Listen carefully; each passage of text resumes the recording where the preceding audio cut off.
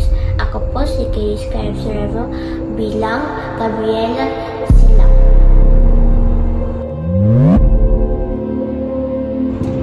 Hindi ko kayo bibiguin.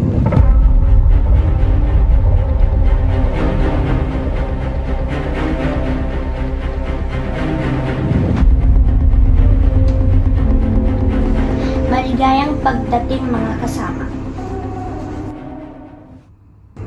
Tayo ay magkaisa. Mabuhay si Gabriela! Mabuhay!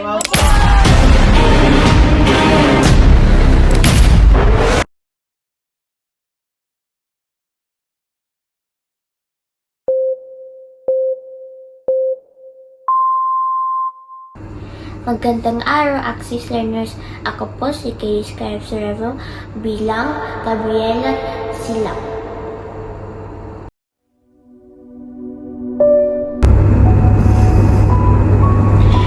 Naaawa ako sa mga tao na nakikita ko nahihirapan. Panahon na para magkaroon ulit ng pinuno na papalit kay Diego. Maligayang pagdating mga kasama.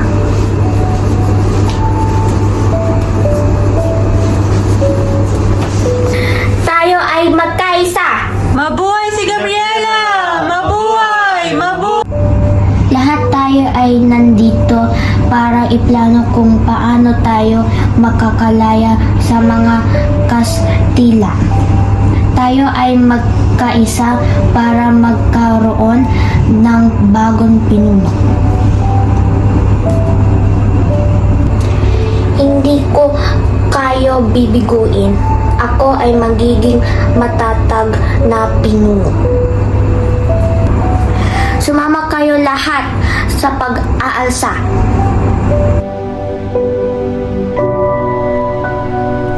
Si Gabriela Silang ay isang kilalang babaeng leader sa kasaysayan ng Pilipinas.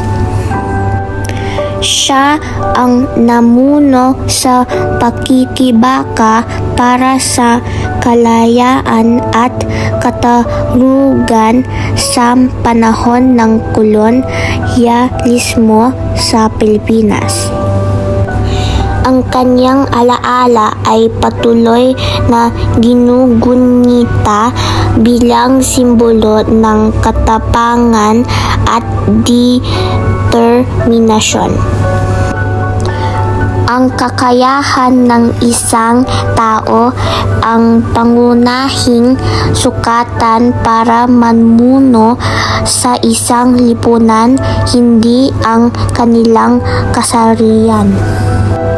Ang pagiging lalaki o babae ay hindi dapat maging hadlang sa pagiging isang mabisang leader.